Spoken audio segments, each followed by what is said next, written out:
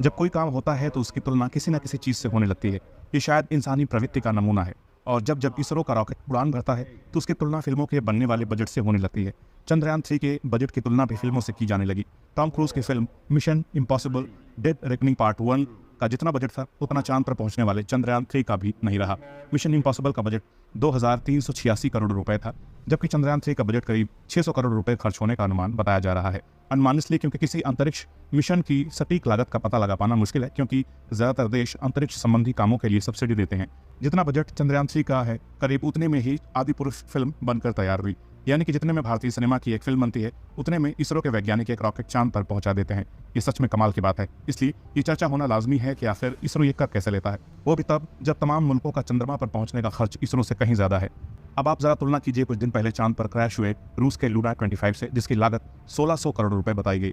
चंद्रयान 3 को चांद तक पहुंचाने में 40 दिन लगे, जबकि लूना को 11वें दिन ही उतरना था। फिर भी चंद्रयान 3 का खर्च लूना 25 यान से कम ही रहा। इतनी कम लागत में इसरो ने ये सब कैसे किया? विक्रम लैंडर के चांद पर उतरने के बाद जब ये सवाल इसरो के अध्यक्ष एस सोमनाथ से पूछा गया तो उन्होंने थोड़ा मजाकिया लहजे में कहा, ये एक रहस्य है। जब बाकी वैज्ञानिकों से यही सवाल हुआ तो उनका कहना था, एक साइंस मिशन की तुलना दूसरे मिशन से करना सही नहीं, क्योंकि सभी मिशन के काम अलग अलग होते हैं, तरीके अलग होते हैं, जरूरत अलग होती है। लेकिन इसरो कम लागत में अपने मिशन को कैसे अंजाम तक पहुंचाता है, इसका जवाब है स्वदेशीकरण, कुशलता और सस्ता मैन पावर, जो किसी और मुल्क में ये सब एक साथ नहीं मिलती। जब तुलना हो ही रही है तो चलिए रूस के लूना 25 से तुलना करके समझते हैं कैसे कम लागत में चंद्रयान 3 चांद पर पहुंचा। रूस ने लूना 25 को पुश देने के लिए एक अतिरिक्त बूस्टर का इस्तेमाल किया, जिससे इसे सीधे ट्रांस लूनर इंसर्शन यानी कि TLI चरण में आगे बढ़ाया जा सका, जबकि भारत को TLI से पहले कई बार पृथ्वी के चक्कर लगाने पड़े। इसरो के वैज्ञानिकों का कहना है कि यहाँ लागत की बचत प्रोपल्शन पर थी। एक पूर्व निदेशक ने बताया, रॉकेट जितना बड़ा होगा आप उतना ही अधिक खर्च करेंगे। इसरो के पूर्व अध्यक्ष के राधाकृष्णन ने कहा कि इसरो के पास एक मॉड्यूलर फिलॉसफी है। हम अगले रॉकेट और उपग्रहों को बनाने के लिए विरासत के साथ यानी पिछली प्रणालियों और संरचनाओं का इस्तेमाल करते हैं। GSLV में बहुत सारी सामान्य प्रणालियां हैं जो PSLV से आई हैं।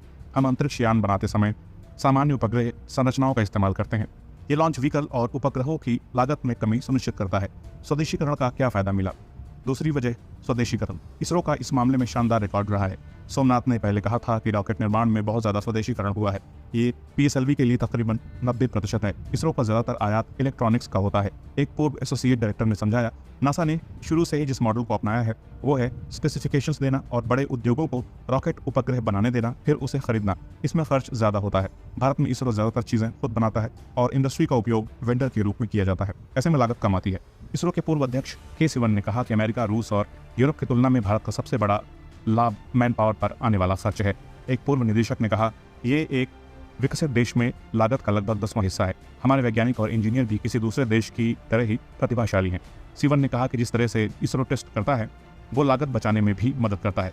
पूर्व अध्यक्ष ने कहा, जब परीक्षणों की बात आती है तो हम इष्टतम तरीका अपनाते हैं।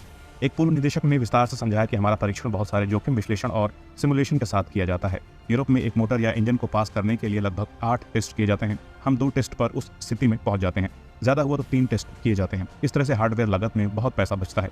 थोड़ी सी तुलना और कर लेते हैं ताकि अंदाजा हो कि कितनी कम लागत में चंद्रयान 3 को उसकी मंजिल तक पहुंचा दिया गया। चंद्रयान 3 पर देश में इंफ्रास्ट्रक्चर और रोड पर खर्च होने वाले बजट से भी कम निवेश किया गया है। यहाँ तक कि द्वारका एक्सप्रेसवे जो दिल्ली और हरियाणा को जोड़ती है उसको बनाने में भी लगभग 9000 करोड़ की लागत लगी है। लंबे अंतराल के बाद नासा भी चांद का अभियान करने वाला है, जिसे आर्टेमिस मून प्रोग्राम नाम दिया गया है। नासा का यह मिशन 2025 के लिए प्रस्तावित है और उसकी कुल लागत करीब $93 बिलियन बैठती है। यानी नासा के मिशन का खर्च करीब 7,69,226 करोड़ रुपए है, जो चंद्रयान 3 की लागत की तुलना में 1250 गुना ज्यादा है।